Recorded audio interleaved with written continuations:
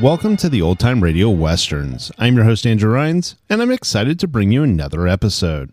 This is one of over 80 episodes released monthly for your enjoyment. You can find more Western shows at our website by going to OTRwesterns.com. Now, let's get into this episode.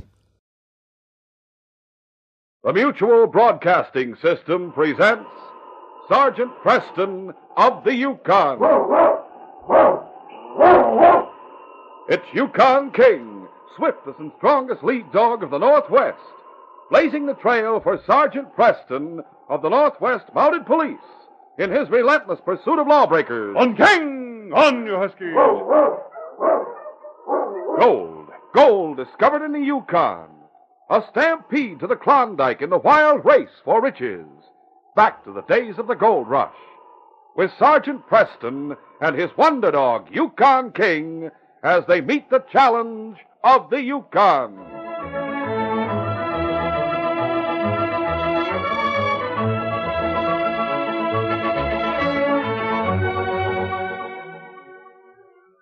Here's a mutual note for you.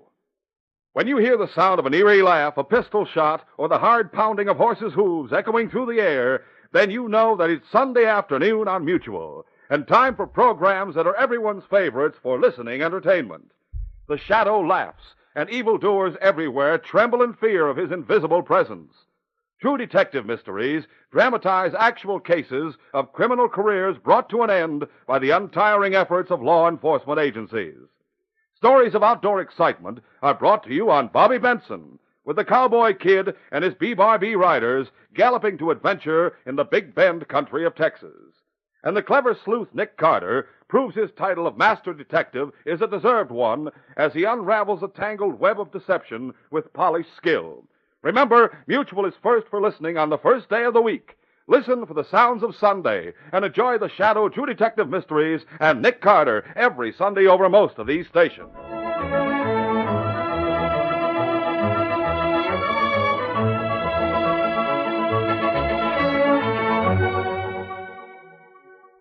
Scotty Digby had a small cabin just off the trail, about a mile from Selkirk. The old man had lived alone until he had taken in a young Frenchman named Andre Barnett. Andre and Scotty worked the old man's trap lines. As spring approached, the shed behind the cabin was filled with valuable pelts.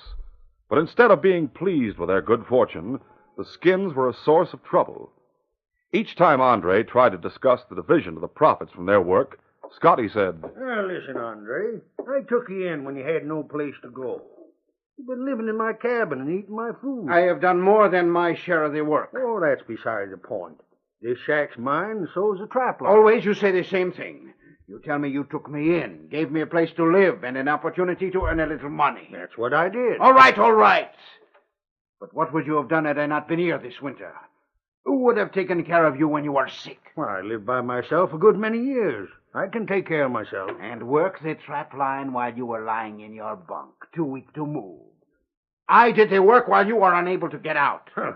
If it hadn't been for me feeding you, you wouldn't have been able to do any work. You'd have starved to death if I hadn't taken you in. I'm willing to admit you worked hard and you helped me out plenty. Yeah. That's why I'm giving you a third of what I get when I sell the furs. Well, I not agree to that arrangement. Whether you agree or not makes no difference to me, Andre. I don't want to talk about it anymore. But You heard what I said. That's my last word. Scotty refused to discuss the matter further. Though Andre tried to keep his resentment to himself, the injustice of the situation preyed on his mind.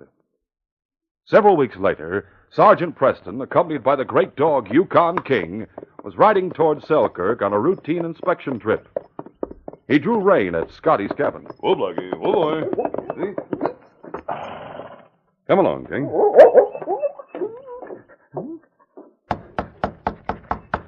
Just a moment. Sergeant Preston and King, it is good to see you. Come in. Hello, Andre. Thought I'd stop by and see how you and old Scotty are getting along. Oh, it is not a good partnership, Sergeant. Huh? Soon I shall go elsewhere and set out a trap line of my own. Well, what's the trouble? Sit down, Sergeant, and I shall tell you. All right. Now, we have had a good season. The shed behind our cabin is filled with fine skins. Glad to hear But I am not pleased. Scotty is determined and grumpy. He claims he took me in and gave me my start. Now, I have worked very hard all season, yet Scotty insists he will take 2/3 of what we are paid for their skins. I shall not agree to such an arrangement. it. Well, of course, he does own the trap line and the cabin. Yeah, that is true. But he was sick most of the winter. I did most of the work. He is going to town tomorrow to sell the furs. He does not want me to go with him, so I shall not even be sure of what he gets for them. I know you're excitable, Andre. Scotty hasn't been well. Perhaps if you talk to him calmly and point out the facts, he'll agree to make more suitable division of the money. Well, I shall talk to him again when he comes in from the trap line. But of one thing I am sure, Sergeant. I shall get my proper share of the cash. Then I shall break with Scotty for good. Well, I'm sorry things haven't worked out. King, what's the matter, boy? What's in this corner? Oh, a rat hole. What's that? King must have got a glimpse of a certain thief we have around here. Thief? It is a pack rat, Sergeant. Oh. For some time, small objects disappeared from the cabin. One evening, I saw the pack rat make off with a button. And some time later, I found its nest under the porch. Come, I'll show you.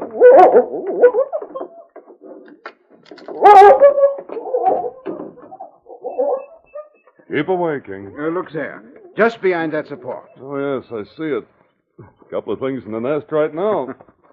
A small spoon and another metal button. Oh, he is a slick one, that pack rat.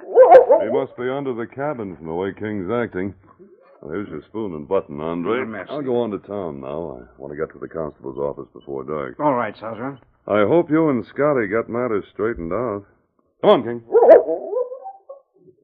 That evening, 3 travelers stopped in front of Andre's cabin.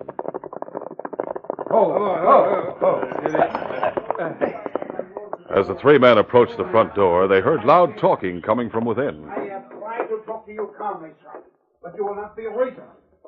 I warn you, when you bring back the money tomorrow that you get for the furs, and it will be plenty, I shall not take less than half. We'll discuss that when I get back tomorrow, Andre.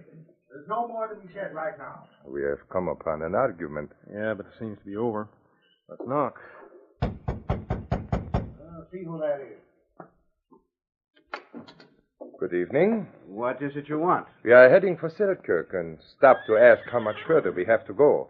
Also, if possible, we would like some water. Of course. Come in. Oh, thank you. I am Karl Arnim. These are 2 men I met on the way here. Ben Harwood and Art Topton. I am Andre Barnett. This is my partner, Scotty Digby. Hello. How Scotty? Have you come far? We've come down from Dawson. Yeah, that's right. Now that it's getting dark, we wanted to find out how much further we have to go. Selkirk is only a mile from here. I'll get some water for you. Or perhaps you'd all like coffee. No, thank you. We'll just take the water and then we'll go on and get settled for the night. The following morning, Carl Arnhem entered the trading post. The usual group of loungers was sitting around discussing the news of the day. Old Scotty Digby was at the counter receiving payment for the load of furs he had brought in to sell. Well, there you are, Scotty. $1,200 in cash. Well, thank you, Mike. I have a little business uptown, and I'll come back to get the supplies ordered. Good morning to you. See you later, Scotty. There's something for you, mister? I don't suppose you have shells for a rifle of this make, That's a new one on me, mister. What make is it? It's a German Mauser rifle. I bought shells for it in Seattle, but I'm getting low. Well, to my way of thinking, you aren't going to find any in this territory. I'd say that's the only rifle which type around here. Perhaps you could order some for me from Seattle? Well, I'll try. I don't know how long it takes for them to get here. Maybe months. Well, never mind. I may be going to the States soon. I'll wait until I get there. Thanks, just the same. Don't mention it. Well, hello, Andre. You looking for Scotty? Not exactly. Did you buy our furs? Yep. Gave Scotty $1,200 for them. Merci. That is what I wanted to know. Well, he'll be back soon to pick up the supplies if you want to wait. No, I'll not wait. And there is no need to mention I came in. I don't want him to think I was checking on him. I may run into him uptown. See you later, Mike. So long. So long, Andre. Now, about that foreign-made rifle, mister. If you want to trade it for a new Winchester... No, I'll keep it, thank you. Well, come in again. Yes, of course. Good morning.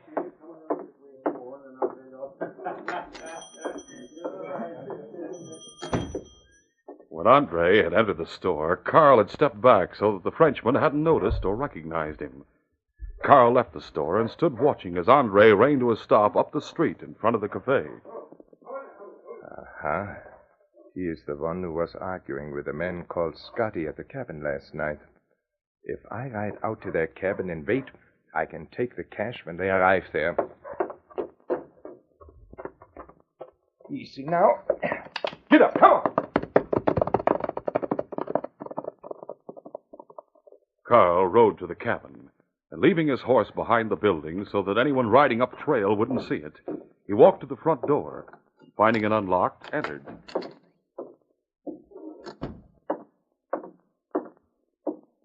Yeah. Now, I'll wait until I see them through the window. Carl waited patiently with his rifle held across his knees. Finally, he saw old Scotty coming along the trail alone. Aha. He got up and partly opened the window, which gave a view of the trail. Then, deciding he could shoot the old man without being suspected, he knelt and rested the Mauser rifle on the windowsill. We'll soon be close enough so that one shot will do the trick.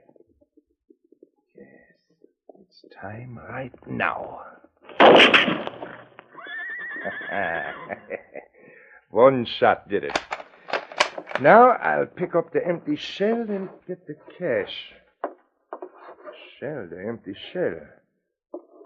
Must have fallen through that wide crack in the flooring. Well, no matter. Would never be found there. I'll get the cash. Quickly, Carl ran to where Scotty had fallen. He found the cash, and then ran back. Mounting his horse, rode up the trail in the direction away from town. Get up, come on! Get up! Andre Barnett had watched Scotty leave town. Then, leaving the cafe, where he had been sitting near a window, he mounted and rode slowly down to the riverfront. Oh there. He walked slowly along the docks, then sat down on a packing case and stared at the water. Andre knew his shortcomings. He didn't want to face his partner just yet, because he was afraid that, bitter as he was, his temper might give way and cause trouble. He sat for some time thinking. At first, he decided not to go back to the cabin at all, to forget his share of the money. Then, realizing he'd need cash to get a fresh start, he reversed his decision.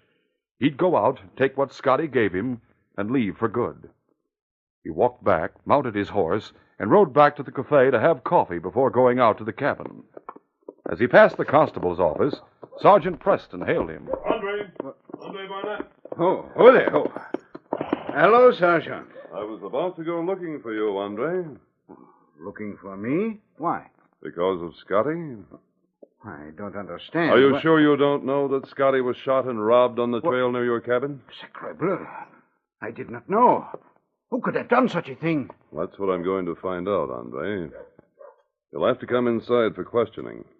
Because of the few things we've learned, Andre, we have reason to suspect that you shot Scotty. We'll continue our adventure in just a moment.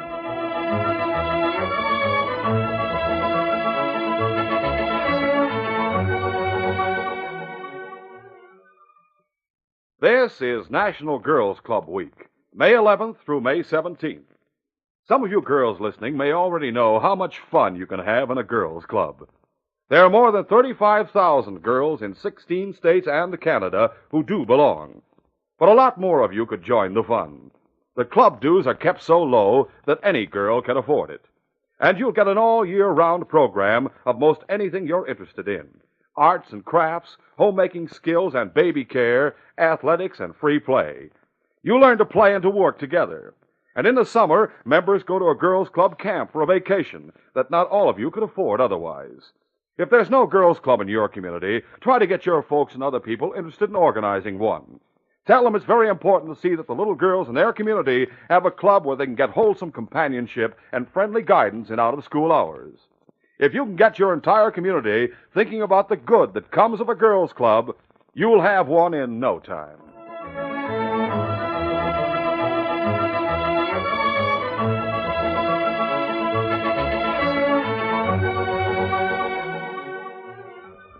Now to continue. After being told of Scotty's murder, Andre was taken into the constable's office by Sergeant Preston for questioning. As Andre entered, he saw two of the three men who had stopped at his cabin the night before. One of them spoke. That's the fellow, Sergeant. Just before we knocked at the door last night at his cabin, we heard him warning the old man that he wasn't going to take less than half of the money Scotty would get for the fur. That's right. All three of us heard him. Where was this third man you speak of? He went up to Beaver Creek this morning to see about buying a claim. He ought to be back soon. Beaver Creek's about 3 miles beyond Scotty's cabin. That's right. But Carl left some time before Scotty did. We saw Scotty heading from town. We were in the cafe. We saw this fellow there, too. He left right after Scotty did. But I didn't go out the trail. Sit down, Andre. I didn't shoot Scotty. I didn't even know about it until you told me. We'll talk about that in a minute. No use in you two men staying here any longer. Stay around town in case we want to ask any more questions. Sure thing, Sergeant. Let's go, Art. Right.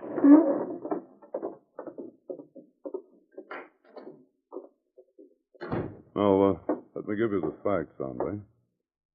2 hours or so ago, Scotty left town to go to the cabin. He carried $1,200 according to the storekeeper, and you knew about it. Of course I knew. But I didn't follow him. I never left town. What do you think of it, Constable? Andre, if you never left town, how come you didn't hear about Scotty's death? The men who found him on the trail and brought his body in told the story all over town as soon as they left here. That's the point, Andre. Where were you? Well, Sergeant, I saw Briefly, Scotty... Andre told of trying to think things over down by the river. Then he turned to Preston, saying, I don't even have a gun, Sergeant. I've seen you carrying a gun, Andre. Well, sometimes I carried Scotty. Scotty's the only one who could verify that, and he's dead. You could have thrown the gun away after the shooting. I didn't do it. I didn't. Believe me, Sergeant. You must believe me. I'd like to believe you, Andre. I intend to get proof against the killer, and I sincerely hope it will not involve you. Maybe King could pick up the scent of the killer, Sergeant. King would have nothing to go on, Constable. Andre's scent would be all over the place, besides the 3 men who stopped at the cabin and those who found Scotty. And so, you're going to accuse me of murder? Not until we have proof, Andre. But in the face of the threat you made, and until we can check on your movements during the past 2 hours, we'll hold you on suspicion. But I didn't do it. I swear it. I'll do everything possible to prove you didn't, Andre, and to find out who did. We'll keep you in custody. The constable and I will check the alibis of the 2 men who gave us the information about you. Sergeant Preston and the constable made inquiries around town, then compared notes at the constable's office. I asked everyone I met along the docks about Andre, Sergeant, but no one remembers having seen him down that way. I see.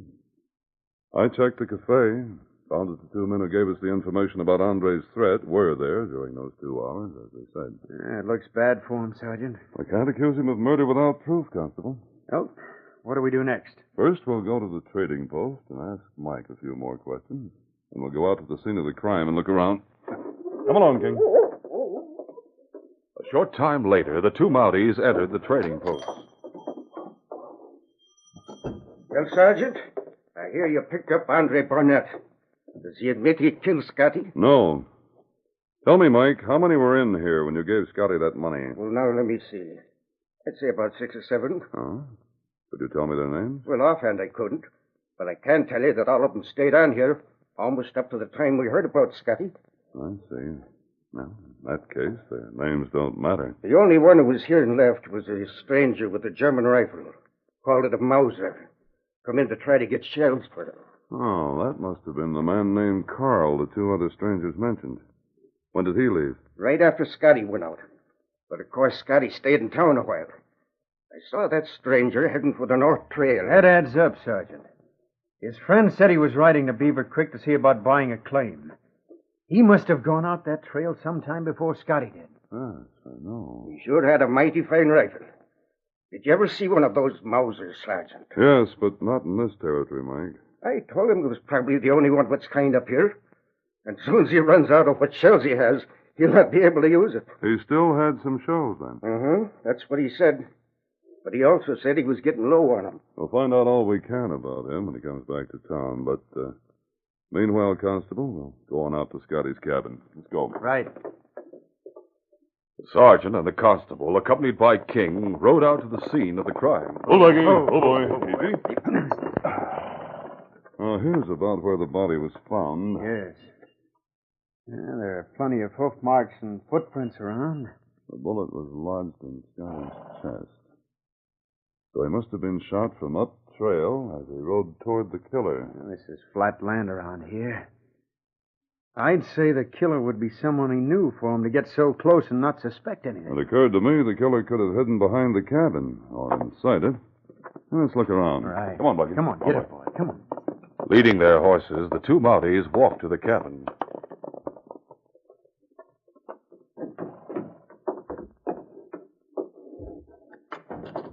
Look. The window facing the trail's partly open. Both Scotty and Andre had gone to town. No one ever leaves a cabin for any length of time with the door or window open for fear of prowling animals. That's true, Sergeant. Huh. Look here, Constable. But look at what? See this mark in the dust on the windowsill? Ah, yes. You think it might I'd be... say it's the mark of a rifle where it rested on the sill. From here, it'd be easy to shoot a person who was riding up that trail. Maybe you've hit it. We might find the rifle still in the cabin. We'll search for it. The sergeant and the constable made a thorough search of the cabin for a rifle, but without success. They went outside and searched the shed behind the cabin and looked in the few scrub bushes nearby for the murder weapon. Convinced the rifle was not in the vicinity, they started back up the porch when they heard hoofbeats coming down the trail. Quiet, King. Must be a stranger. I don't know him. Neither do I. Ho there, ho! Well, I did not expect to see mounted police here. You must be the man named Carl. Yes, that's right. I am Carl Arnhem, at your service, Sergeant. But how did you know my name is Carl? We've talked to your friends in town. Of course. But what is this all about? What's happened? We're investigating a murder, Mr. Arnhem. A murder? Oh, that is bad, very bad indeed. Yes, it is.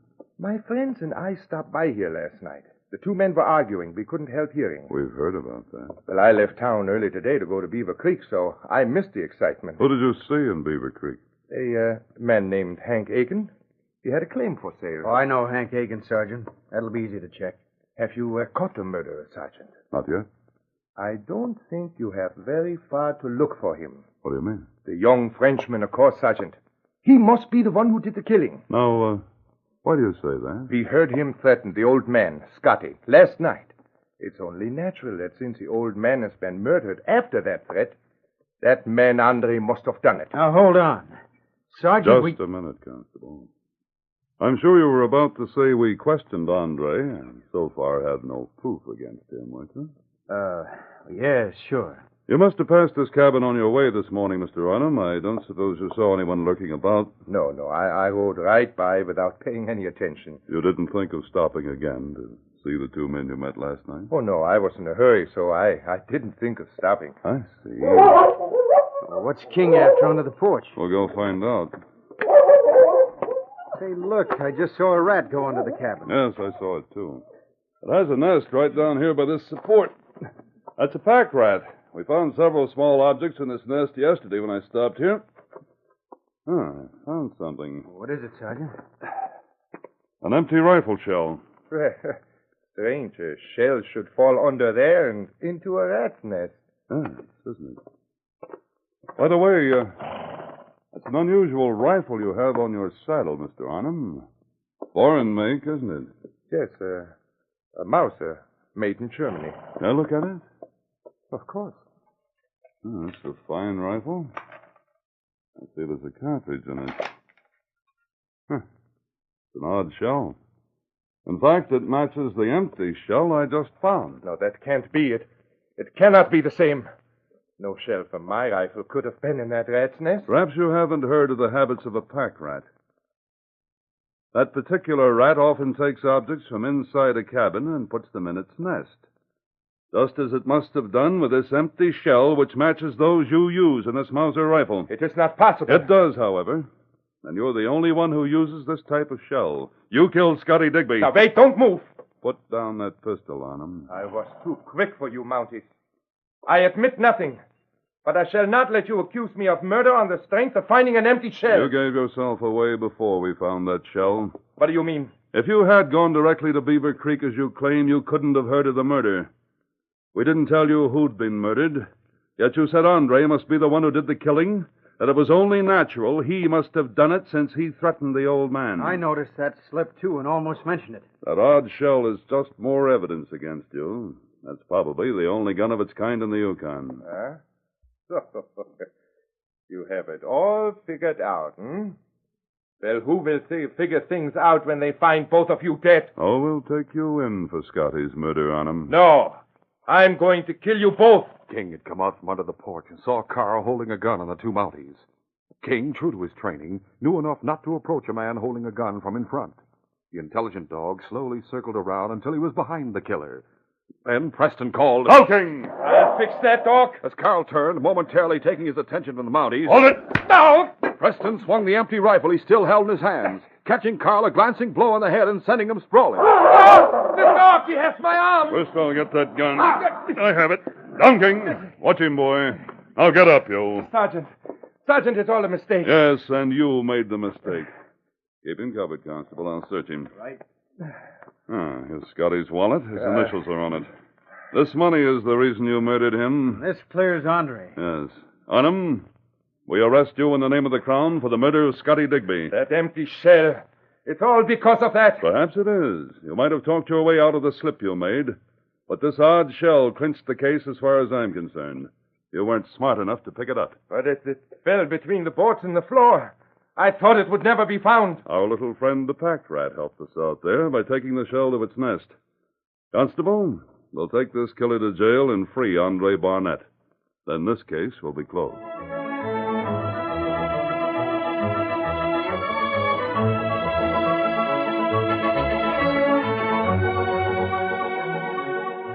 Sergeant Preston will return in just a moment with a word about our next exciting adventure.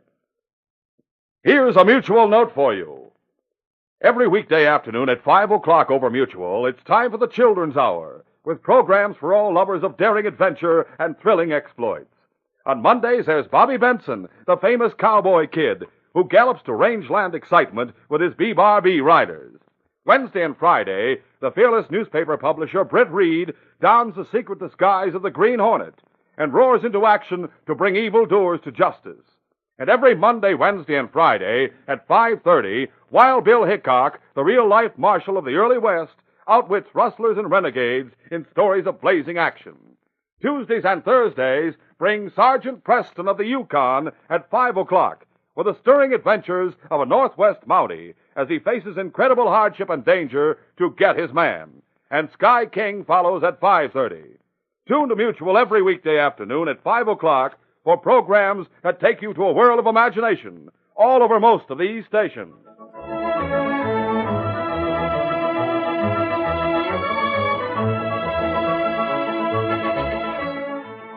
And now, here is Sergeant Preston. Sergeant Preston reporting for duty, Inspector. Sergeant, the mining company office in Whitehorse has been robbed by a small gang.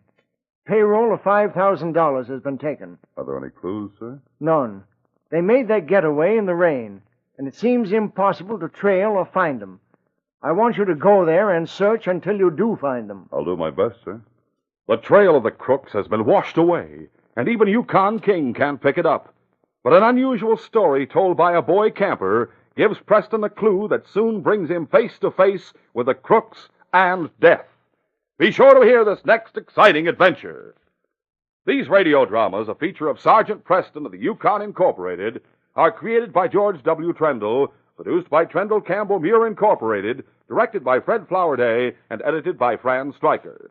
The part of Sergeant Preston is played by Paul Sutton. Sergeant Preston of the Yukon is brought to you every Tuesday and Thursday.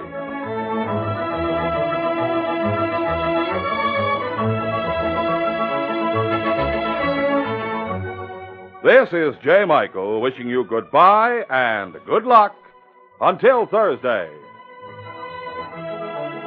This is the Mutual Broadcasting System.